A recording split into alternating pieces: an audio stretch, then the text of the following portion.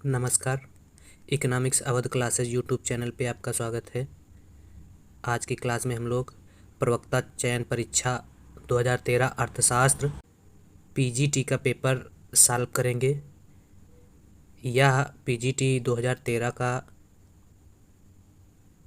Second part है। इसके first part में हम लोगों ने 1 से 68 क्वेश्चनों तक सॉल्व किया था। आज के पार्ट में हम लोग 69 से लगाकर 125 क्वेश्चनों को सॉल्व करेंगे। यह प्रश्न बहुत ही महत्वपूर्ण है, जो अर्थशास्त्र से संबंधित हर टीचिंग एग्जाम में पूछे जाने की संभावना है। पहला क्वेश्चन है, ISLM विश्लेषण में मुद्रा पूर्ति में वृद्धि का परिणाम है। ए, IS वक्र दाईं ओर खिसकना। बी, IS वक्र का बाईं ओर खिसकना। सी, LM वक्र का बाईं ओर खिसकना। डी, LM वक्र का दाईं ओर खिसकना। तो ISLM विश्लेषण में मुद्रा पूर्ति के बारे में पूछा गया है। तो मुद्रा पूर्ति का संबंध जो होता है LM वक्र से होता है। तो IS और IS, ए और बी से कोई मतलब ही नहीं है, तो सी और डी में कोई सही हो जाएगा। तो जान लेते हैं इसका LM वक्र के विश्लेषण के बारे में थोड़ा सा। अगर IS की बात की जाए, IS तो ये I का मतलब होता है इन्वेस्टमेंट और S का मतलब होता है सेविंग। तो IS का संबंध हो जाएगा बचत और निवेश से। LM का मतलब होता है, LM में L लिक्विडिटी प्रेफरेंस और M का मतलब होता है मनी सप्लाई। तो इस प्रकार से LM वक्र का संबंध मुद्रा बाजार में ब्याज दर एवं राष्ट्रीय आय के बीच संतुलन से होता है।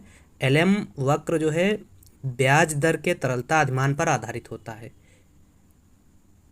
तरलता अधिमान का संबंध मुद्रा की मांग से होता है। कीन्स के अनुसार मुद्रा की मांग वास्तविक आय और ब्याज दर पर निर्भर करती है। MD बराबर कीन्स के अनुसार होता है F फंक्शन ऑफ Y और R। कीन्स के अनुसार मुद्रा जो है, मुद्रा की मांग वास्तविक आय और ब्याज दर पर निर्भर करती है। MD बराबर फंक्शन ऑफ Y और R।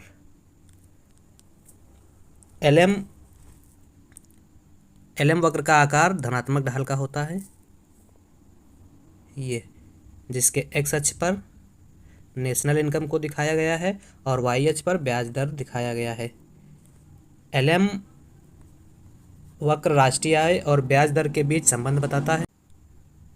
जब राष्ट्रीय आय बढ़ती है तो ब्याज दर भी बढ़ती है, और जब राष्ट्रीय आय घटती है तो ब्याज दर भी घटती है। अर्थात राष्ट्रीय आय और ब्याज दर में सीधा संबंध होता है। LM वक्र का ढाल कैसा है? धनात्मक ढाल का होता है। अब क्या पूछा गया है? इसमें पूछा गया है क्वेश्चन में LM वक्र का शिफ्ट। तो अगर मुद्रा की पूर्ति बढ़ने पर LM वक्र दाईं ओर शिफ्ट करती है तो LM वक्र का आकार कैसा बनेगा? तो LM वक्र ये दिया गया है और ये LM वक्र 1 है और ये LM वक्र 2 है। मुद्रा पूर्ति बढ़ने पर क्या होता है? LM वक्र दाईं ओर शिफ्ट हो जाता है, और अगर मुद्रा पूर्ति घटती है तो क्या होगा? LM वक्र बाईं ओर शिफ्ट हो जाएगा। LM1, LM2। तो इसमें पूछा गया है LM वक्र में मुद्रा पूर्ति में वृद्धि का परिणाम होगा। तो मुद्रा पूर्ति बढ़ने पर क्या होता है? LM वक्र दाईं ओर शिफ्ट हो जाता है। तो LM वक्र दाईं ओर शिफ्ट होने का मतलब ऑप्शन LM वक्र दाईं ओर, बाईं ओर, दाईं ओर डी ऑप्शन में दिया है, डी। तो 69 का डी ऑप्शन सही हो जाएगा। अगला 70, कर संरचना में सुधार के लिए किस कमेटी का गठन किया गया? तो कर संरचना में सुधार के लिए राजा जे चलैया समिति का गठन किया गया था। सी ऑप्शन सही हो जाएगा। गाडगिल गाडगिल कमेटी का गठन जो है गैर विशेष श्रेणी वाले राज्यों को आवंटन देने हेतु किया गया था। चिलैया समिति के गठन की अगर बात की जाए तो 1991 में चिलैया समिति का गठन हुआ था। केलकर समिति का गठन कब हुआ था? तो केलकर समिति का गठन 2002 में हुआ था और यह प्रत्यक्ष एवं अप्रत्यक्ष करारोपण में सुधार से संबंधित थी। इसके अलावा एक समिति और नरसिम्हन समिति दी गई है। तो नरसिम्हन समिति का संबंध बैंकिंग सुधार से है।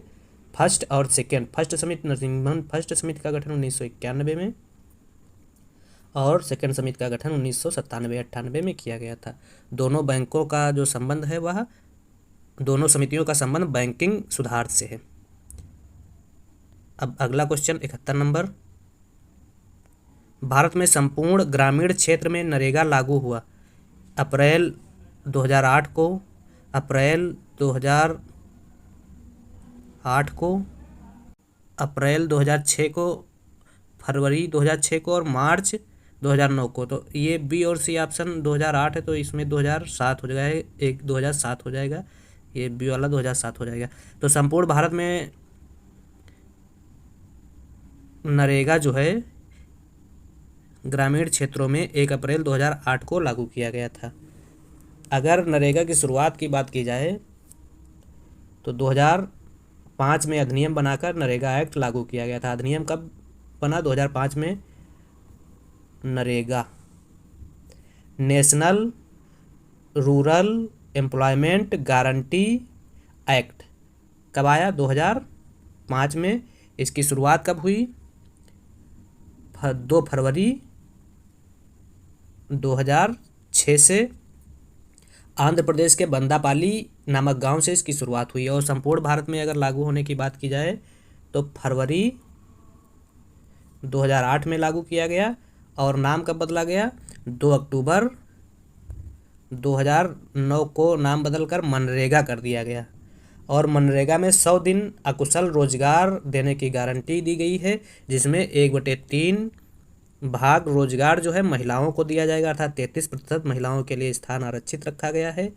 संपूर्ण ग्रामीण रोजगार योजना और कार्य के लिए राष्ट्रीय अनाज योजना का मनरेगा में विलय कर दिया गया।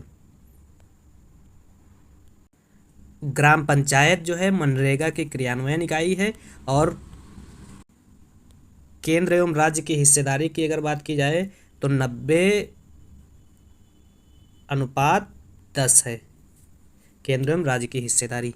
अब अगला क्वेश्चन, जब राजकोषीय घाटे में से ब्याज भुगतान को घटा दिया जाए तो अवशेष को कहते हैं। तो राजकोषीय में से ब्याज भुगतान को घटाने पर जो अवशेष प्राप्त होता है उसे प्राथमिक घाटा कहा जाता है। प्राथमिक घाटा बराबर होता है राजकोषीय घाटा माइनस ब्याज भुगतान। तो प्राथमिक घाटा सही हो जाएगा 72 का, बी सही हो जाएगा 73।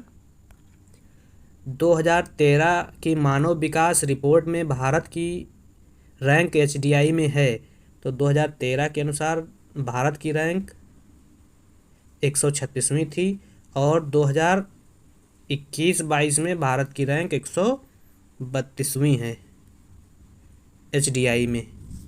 HDI सूचकांक मापने के लिए कौन कौन से आयाम लिए जाते हैं? तो प्रति व्यक्ति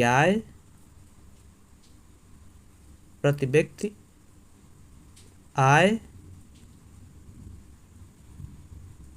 शिक्षा और स्वास्थ्य को लिया जाता है। महबूबुल हक और अमर्त्य सेन HDI के जनक हैं और UNDP द्वारा HDI रैंकिंग हर वर्ष निकाली जाती है।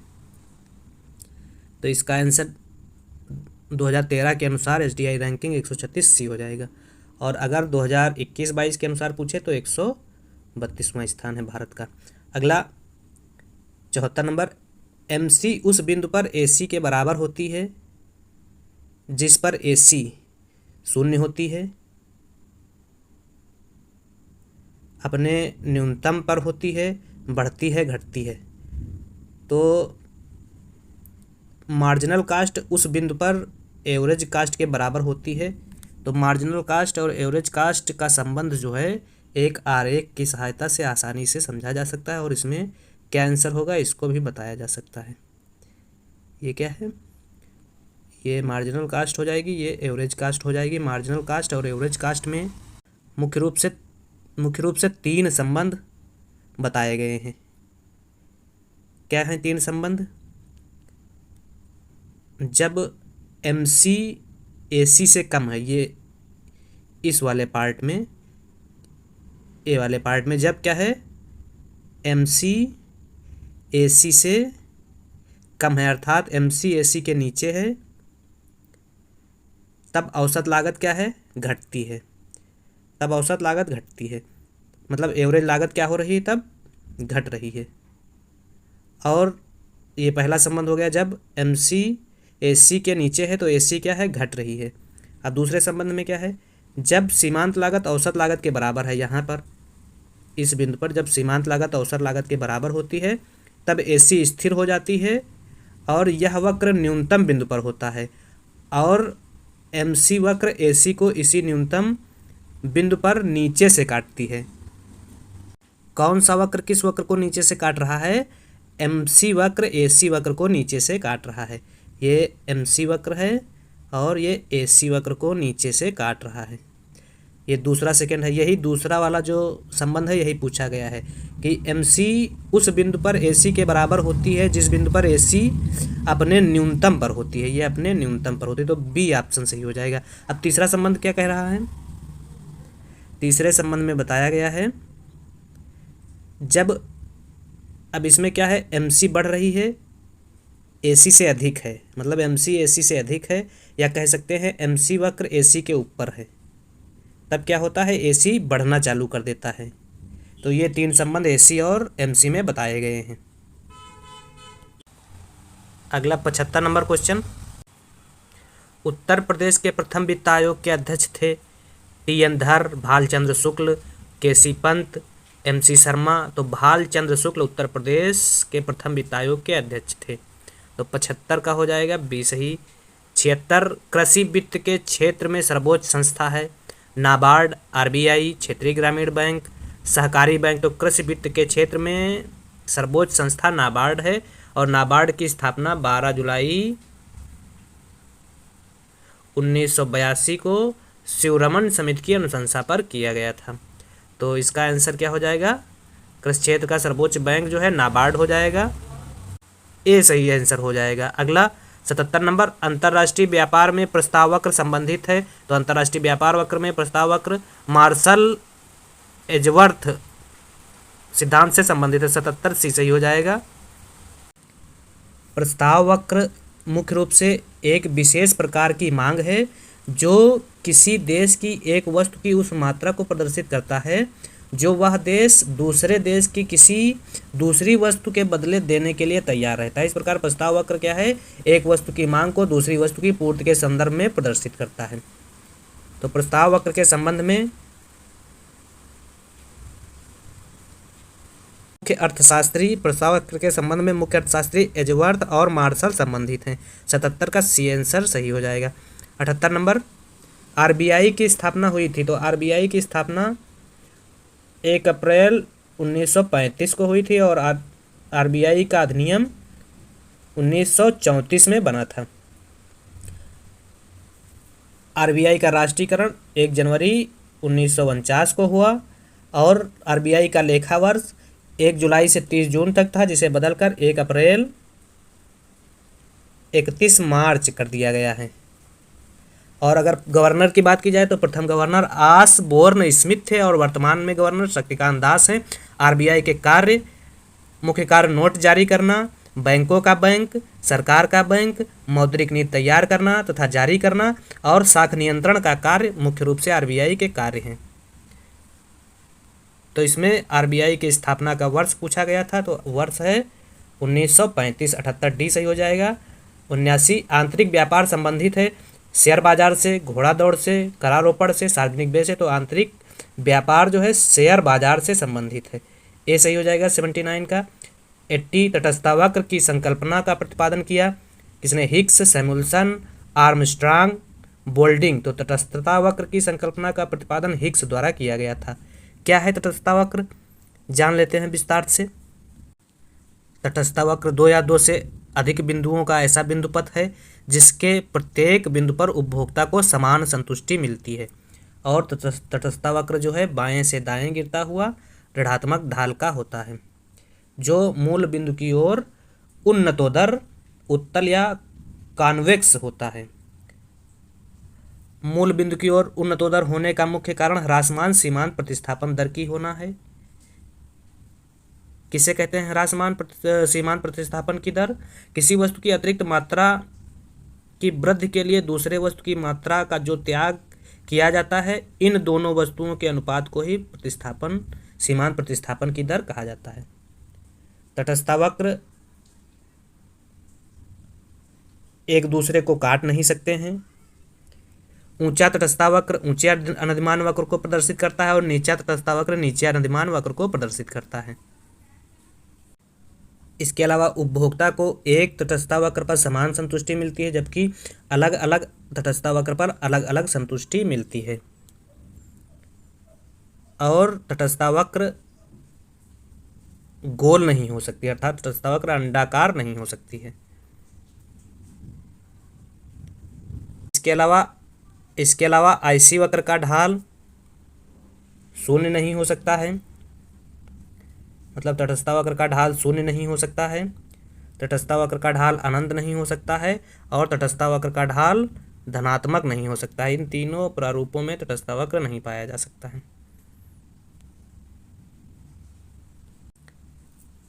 तटस्थता वक्र एक दूसरे को काट भी नहीं सकते हैं। तटस्थता वक्र जो है एक दूसरे को काट नहीं सकते हैं, ये वाला इस प्रकार से नहीं बन सकता है तटस्थता वक्र। तटस्थता वक्र आधार अक्ष को स्पर्श नहीं कर सकते हैं, क्योंकि आंशिक स्थानापन्न होने के कारण ये आधार अक्ष को स्पर्श नहीं कर सकते हैं। अगर वस्तुओं के संदर्भ में तटस्थता वक्र की बात की जाए तो पूरक वस्तुओं के लिए उदासीनता वक्र एल आकार का होता है। स्थानापन्न वस्तुओं के लिए उदासीनता वक्र मूल बिंदु की ओर उन्नतोदर होता है, ये स्थानापन्न वस्तुओं का हो जाएगा। और पूर्ण स्थानापन्न वस्तुओं के लिए उदासीनता वक्र बाएं से दाएं गिरता हुआ होता है, जिसका ढाल 0 होता है। तो ये एल आकार का तटस्थता वक्र पूरक वस्तुओं के लिए हो जाएगा, और स्थानापन्न वस्तुओं के लिए तटस्थता वक्र जो मूल होता है वैसा ही रहता है। कह सकते हैं स्थानापन्न वस्तुओं के लिए उदासीनता वक्र मूल बिंदु की ओर उन्नतोदर होता है, और पूर्ण स्थानापन्न वस्तुओं के लिए तटस्थता वक्र बाएं से दाएं नीचे गिरता हुआ सीधी रेखा के रूप में होता है, जिसका ढाल 0 होता है। तो इस प्रकार से यह तटस्थता वक्र की कुछ विशेषताएं थी। अब अगला क्वेश्चन, इसका आंसर तो पता चल ही गया होगा, हिक्स हो जाएगा 80 का 81। बाजार मूल्य पर सकल राष्ट्रीय उत्पाद और लागत मूल्य पर निवल राष्ट्रीय उत्पाद के बीच अंतर होगा। ए ह्रास, बी निवल अप्रत्यक्ष कर, सी ह्रास और निवल अप्रत्यक्ष कर, डी सब्सिडी। तो सी आंसर सही हो जाएगा, ह्रास और निवल अप्रत्यक्ष कर। 81 सी सही हो जाएगा। 82 भारत में नई आर्थिक नीति कब लागू की गई? तो भारत में नई आर्थिक नीति 1991 में लागू की गई थी। 1991 में वैश्वीकरण, निजीकरण और उदारीकरण की व्यवस्था अपनाई गई थी, जिसे एलपीजी भी कहा जाता है। राव मनमोहन ने भारत में नई आर्थिक नीति लागू करने की बात कही थी। अगला 83 number question, the accumulation of capital नामक पुस्तक लिखी। तो द एक्यूमुलेशन ऑफ कैपिटल नामक पुस्तक जो है जॉन रॉबिन्सन द्वारा लिखी गई थी। 83 ए सही हो जाएगा। 84 भारत में वस्तुओं के आयात का मुख्य साधन है सड़क मार्ग, रेल मार्ग, अंतर्देशीय जलपथ, वायु मार्ग। तो भारत में वस्तुओं के आयात और निर्यात का मुख्य साधन जो है, या यातायात का मुख्य साधन जो है, सड़क मार्ग है, क्योंकि 80% वस्तुओं का आयात और निर्यात सड़क मार्ग से होता है। हर जगह सड़क मार्ग की व्यवस्था उपलब्ध होती है। अंतर्देशीय जलपथ हर जगह नहीं पहुंच पाएगा, रेल मार्ग भी हर जगह नहीं पहुंच पाएगा, और वायु मार्ग से हर जगह वस्तुओं का आयात निर्यात नहीं किया जा सकता है। तो इस प्रकार से यातायात का मुख्य साधन जो है भारत में वस्तुओं के, वह है सड़क मार्ग। ये आंसर सही हो जाएगा 84 का। 85 शिशु उद्योग तर्क का समर्थन किसने नहीं किया? एडम स्मिथ, जेएस मिल, अलेक्जेंडर हैमिल्टन, फ्रेडरिक लिस्ट। तो एडम स्मिथ ने शिशु उद्योग तर्क का समर्थन नहीं किया था, बाकी अर्थशास्त्रियों ने शिशु उद्योग तर्क का समर्थन किया था। 86 नंबर, कौन सी समिति ने 1972 में अपनी रिपोर्ट में राज्यों द्वारा कृषि जोत कर लगाने का सुझाव दिया? चलैया समिति ने, आबिद हुसैन समिति ने, राज समिति ने, केलकर समिति ने। तो राज समिति ने 1972 में अपनी रिपोर्ट में कृषि जोत कर लगाने का सुझाव दिया। आबिद हुसैन समिति का संबंध मुख्य रूप से लघु उद्योगों से है। केलकर समिति का संबंध प्रत्यक्ष एवं अप्रत्यक्ष करारोपण में सुधार से है, 2002 में गठित की गई थी। और चलैया समिति का संबंध कर सुधार संरचना से, जिसका गठन 1991 में किया गया था। अगला क्वेश्चन 87 नंबर, स्थानापन्न वस्तुओं के लिए मांग की आड़ी लोच होती है। तो स्थानापन्न वस्तुओं के लिए मांग की आड़ी लोच धनात्मक होती है। स्थानापन्न वस्तुओं के लिए धनात्मक होती है, पूरक वस्तुओं के लिए ऋणात्मक होती है मांग की आड़ी लोच, स्वतंत्र वस्तुओं के लिए 0 होती है मांग की आड़ी लोच, और पूर्ण स्थानापन्न वस्तुओं के लिए अनंत होती है मांग की आड़ी लोच। तो एक बार इसको फिर से देख लेते हैं। स्थानापन्न वस्तुओं के लिए मांग की आड़ी लोच धनात्मक होती है, पूरक वस्तुओं के लिए मांग की आड़ी लोच ऋणात्मक होती है, स्थानापन्न इस वस्तुओं के लिए मांग की आड़ी लोच 0 होती है, और पूर्ण स्थानापन्न वस्तुओं के लिए मांग की आड़ी लोच अनंत होती है। तो इस प्रकार से इसमें क्या पूछा गया है, स्थानापन्न वस्तुओं के लिए मांग की आड़ी लोच कैसी होती है? तो स्थानापन्न वस्तुओं के लिए मांग की आड़ी लोच धनात्मक होती है। 87 ए सही हो जाएगा। 88 नंबर क्वेश्चन, निम्न में से मौलिक रूप में कौन सा केंद्रीय बैंक का कार्य नहीं है? नोट जारी करने वाला प्राधिकरण है, बैंकों का बैंक है, सरकार का बैंक है। तो अब डी नहीं होगा, क्योंकि बाकी 3 तो हैं। औद्योगिक विकास की उन्नति करता या नहीं है आरबीआई का कार्य। अगला 89 नंबर, टोबिन टैक्स लगाया जाता है निर्यात पर, आयात पर, विदेशी विनिमय के लेन देन पर, बिक्री पर। तो टोबिन टैक्स जो है विदेशी विनिमय के लेन देन पर लगाया जाता है, जिसे 1972 में अर्थशास्त्री टोबिन द्वारा लगाया गया था। टोबिन ने इस कर के लगाने के पीछे का उद्देश्य राजस्व प्राप्ति नहीं, बल्कि विदेशी विनिमय एवं अवैध व्यापार तथा पूंजी के अत्यधिक अंतर्प्रवाह को रोकना या हतोत्साहित करना बताया था। तो इस प्रकार से 89 का आंसर सही सी हो जाएगा। अब 90 नंबर क्वेश्चन क्या है, भारत का मुख्य खाद्यान्न है। तो भारत का मुख्य खाद्यान्न चावल है, खाद्यान्न चावल है। अगर भारत में चावल उत्पादन में प्रथम राज्य की बात की जाए तो पश्चिम बंगाल, सेकंड पे उत्तर प्रदेश और थर्ड पे पंजाब है। अगर विश्व में चावल उत्पादन की बात की जाए तो विश्व में पहले नंबर पे चावल में चीन, सेकंड पे भारत और थर्ड पे बांग्लादेश का स्थान है। इसी प्रकार से गेहूं दिया है इसमें, तो गेहूं के बारे में जान लेते हैं। गेहूं के उत्पादन में पहले स्थान पर यूपी, सेकंड पे एमपी और थर्ड पे पंजाब है। और विश्व में गेहूं उत्पादन में पहले पे चीन, दूसरे पे भारत और तीसरे पे रूस है। अब गन्ना के उत्पादन में पहला स्थान यूपी, दूसरा महाराष्ट्र और तीसरा कर्नाटक है। और विश्व में अगर गन्ना उत्पादन की बात की जाए तो पहले स्थान पर ब्राज़ील, सेकंड भारत और थर्ड चीन का स्थान है। मक्का उत्पादन में पहले स्थान पर कौन सा राज्य है? मक्का उत्पादन में सबसे ज़्यादा कर्नाटक में मक्का उत्पादन होता है, सेकेंड नंबर पे एमपी और थर्ड नंबर पे महाराष्ट्र में होता है। और अगर विश्व में देश की बात की जाए तो सबसे ज़्यादा मक्का अमेरिका में उत्पादित होता है, और फिर चीन सेकेंड नंबर पे और थर्ड नंबर पे ब्राज़ील का नाम आता है या स्थान आता है। तो इस प्रकार से भारत की मुख्य खाद्यान्न फसल जो है वह है चावल।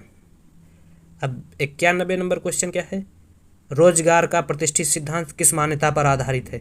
पूर्ण रोजगार की मान्यता पर, पूर्ण प्रतियोगिता की मान्यता पर, कोई सरकारी हस्तक्षेप नहीं, उपयुक्त सभी। तो रोजगार का प्रतिष्ठित सिद्धांत जो है उपयुक्त सभी मान्यताओं पर आधारित है, सभी मान्यताएं सही हैं। क्या क्या मान्यताएं हैं रोजगार के प्रतिष्ठित सिद्धांत की इन 3 मान्यताओं के अतिरिक्त?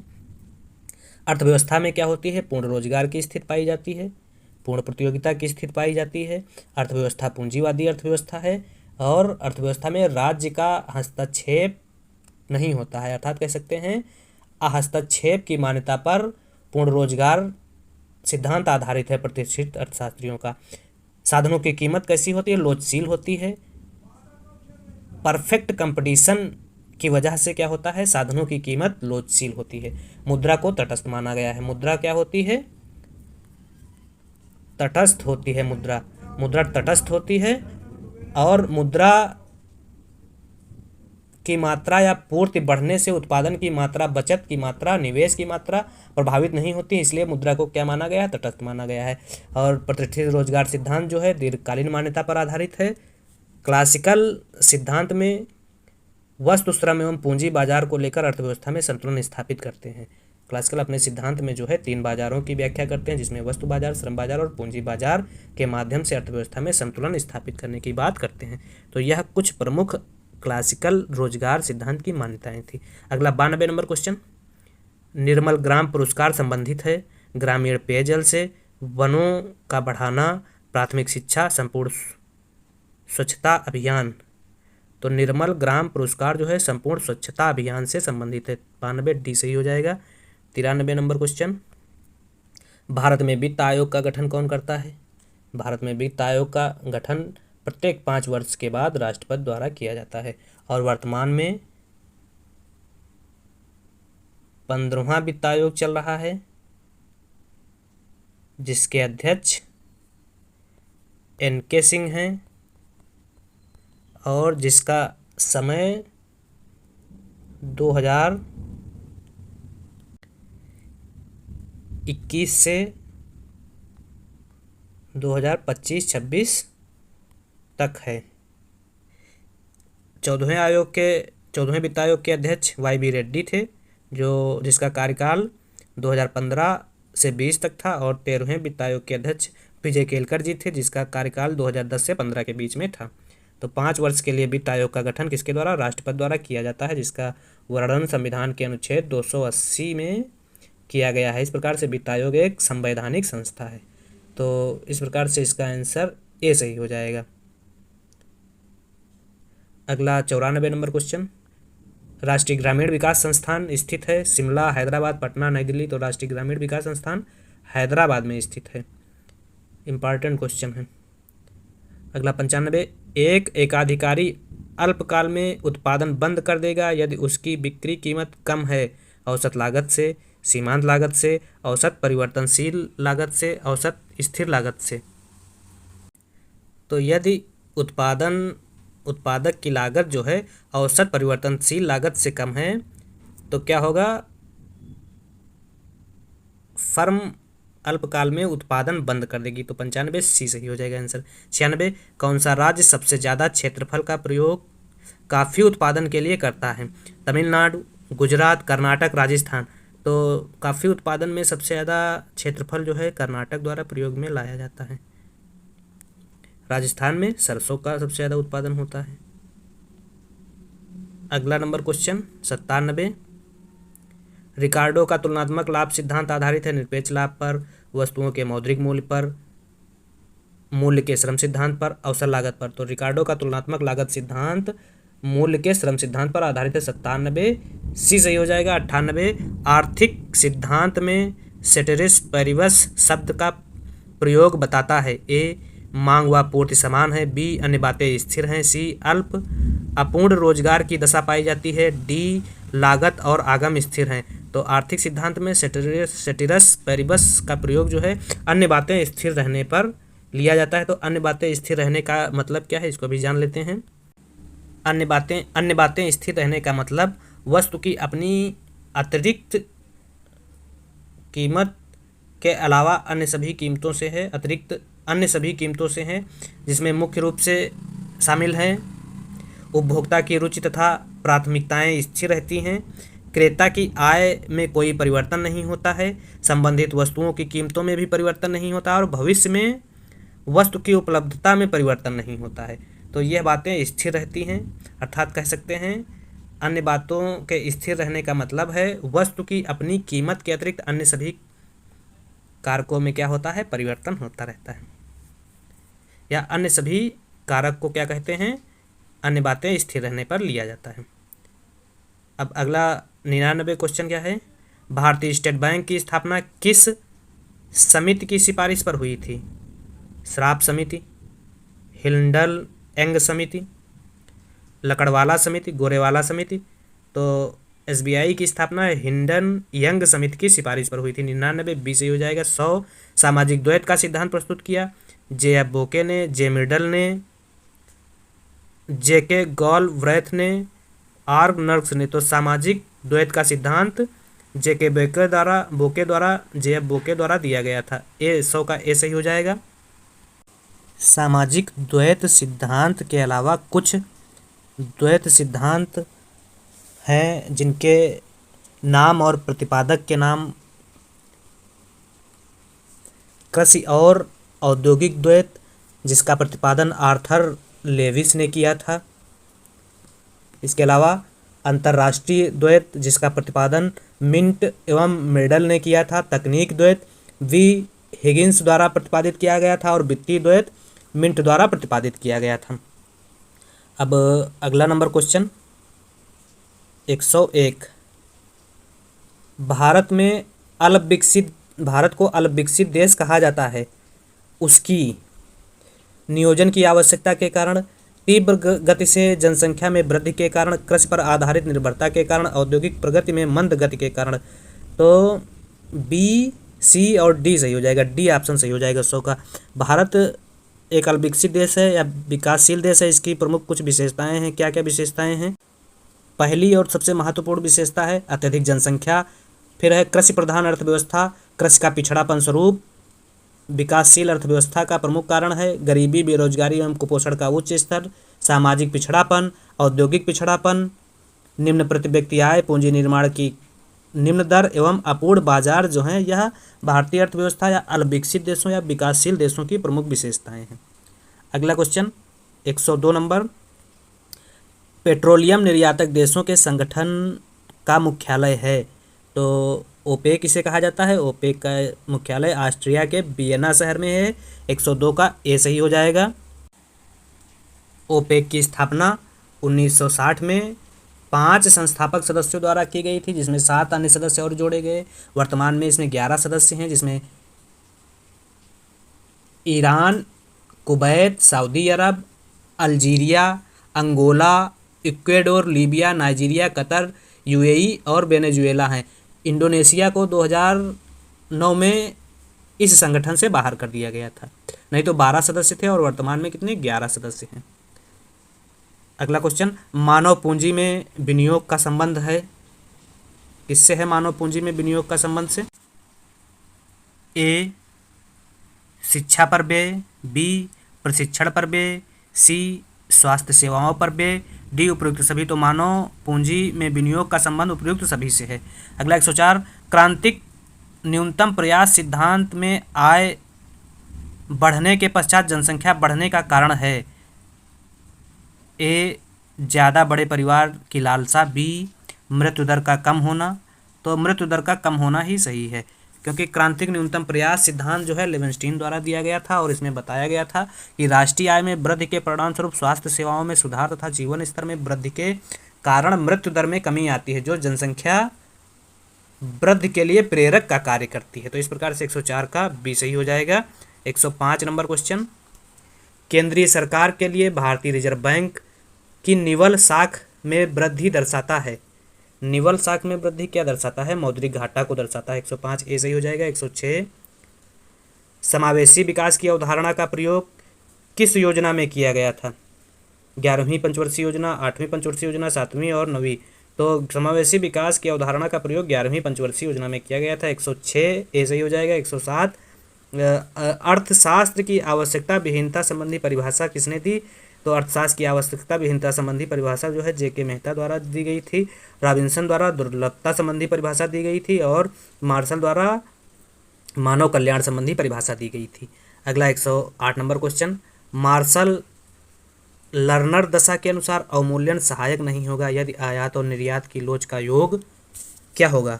इकाई के बराबर होगा, इकाई से अधिक होगा, इकाई से कम होगा या शून्य होगा?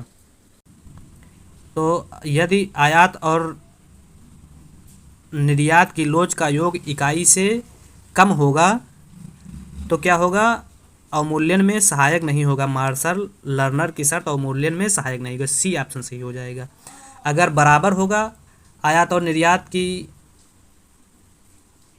मांग की लोच का योग इकाई के बराबर होगा तो अवमूल्यन पर कोई प्रभाव नहीं पड़ेगा, और अगर कम होगा तो अवमूल्यन क्या होगा, घाटा बढ़ता चला जाएगा। तो इस प्रकार से इसका ए सही हो जाएगा। इसको सारांश रूप में ऐसे देख सकते हैं, ई एम एक्स 1, तो इससे क्या होगा, घाटा कम हो जाएगा। ई एम एक्स बराबर 1, तो अवमूल्यन पर कोई प्रभाव नहीं पड़ेगा।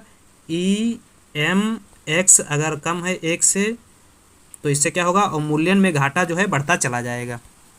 अगला 109 नंबर क्वेश्चन, प्रतिकूल भुगतान संतुलन को ठीक करने के लिए निम्न उपाय में कौन सा उपाय मौद्रिक नहीं है। तो आयात प्रतिबंध जो है मौद्रिक उपाय नहीं है। मौद्रिक उपाय में क्या क्या शामिल किया गया है, अवस्फीति को शामिल किया गया है, विनिमय को शामिल किया गया है, अवमूल्यन को शामिल किया गया है। बाकी मौद्रिक संकुचन तथा विस्तार, विनिमय नियंत्रण और अवमूल्यन ये क्या है, आयात मौद्रिक उपाय हैं भुगतान संतुलन को ठीक करने के लिए। व्यापारिक उपाय में क्या है, निर्यात संवर्धन, जिसमें निर्यात शुल्क समाप्ति और निर्यात सब्सिडी को शामिल किया गया है। और इसी प्रकार से व्यापारिक उपाय में आयात नियंत्रण उपाय के अंतर्गत क्या है, आयात शुल्क, आयात अभ्यंश और आयात रोक को शामिल किया गया है। अगला 110, तो इसका आंसर 109 का हो जाएगा डी। 110 13वें वित्त आयोग के अध्यक्ष कौन है, तो 13वें वित्त आयोग के अध्यक्ष विजय केलकर, बी सही हो जाएगा 110। 13वें वित्त आयोग का समय 2010 से 15 के बीच था। 14वें वित्त आयोग के अध्यक्ष वाई बी रेड्डी थे, 2015 से 20 के बीच चला 14वां वित्त आयोग। और 15वें वित्त आयोग के अध्यक्ष एन के सिंह हैं। 15वां वित्त आयोग 2021 से 2025-26 तक चलेगा। और वित्त आयोग का गठन राष्ट्रपति द्वारा प्रत्येक 5 वर्ष बाद किया जाता है, जो संविधान के अनुच्छेद 280 के तहत आता है। अगला क्वेश्चन 111, योजना आयोग के संबंध में कौन सा वक्तव्य सही है। ए, यह भारतीय संविधान में परिभाषित नहीं है, बिल्कुल सही है ये, इसका संविधान में कोई वर्णन नहीं है। बी, इसके सदस्यों और उपाध्यक्षों का कोई निश्चित कार्यकाल नहीं होता है, यह भी सही है। सी, सदस्यों को किसी न्यूनतम शिक्षा की जरूरत नहीं होती, यह भी सही है। तीनों सही हैं, तो तीनों सही हैं। 111 डी सही हो जाएगा। 112, निम्न में से कौन सा एक आर्थिक विकास में बाधक नहीं है। बाजार की अपूर्णता, उपभोग में प्रदर्शन प्रभाव, अनुकूल व्यापार की शर्तें, निर्धनता का दुष्चक्र आर्थिक विकास में बाधक नहीं है। तो अनुकूल व्यापार की शर्तें आर्थिक विकास में बाधक नहीं है। बाकी बाजार की अपूर्णताएं बाधक हैं, उपभोग में प्रदर्शन प्रभाव भी बाधक है, निर्धनता का दुष्चक्र भी आर्थिक विकास में बाधा उत्पन्न करेगा। सिवाय अनुकूलतम व्यापार की शर्त के तीनों ऑप्शन आर्थिक विकास में बाधा उत्पन्न करेंगे। अगला 113 नंबर क्वेश्चन, निम्न में से कौन सा एक पूर्ण रोजगार की प्राप्ति में बाधक है। तो पूर्ण रोजगार की प्राप्ति में बाधक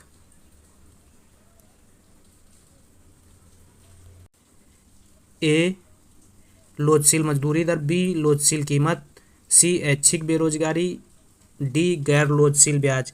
तो पूर्ण रोजगार प्राप्ति में बाधक गैर लोचशील ब्याज है, डी हो जाएगा।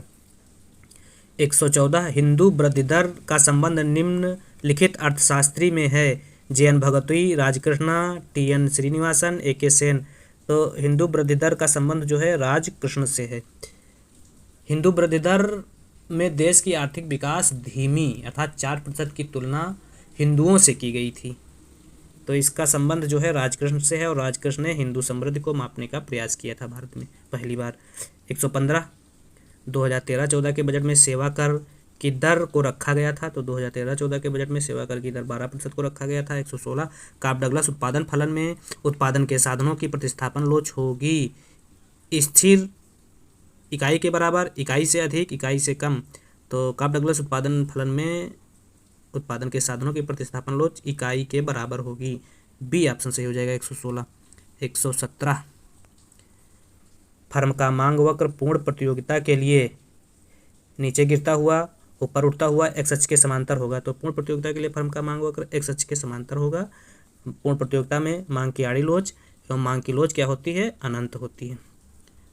ये एक्स अक्ष के समांतर होगा। तो इसका आंसर 117 का सी हो जाएगा।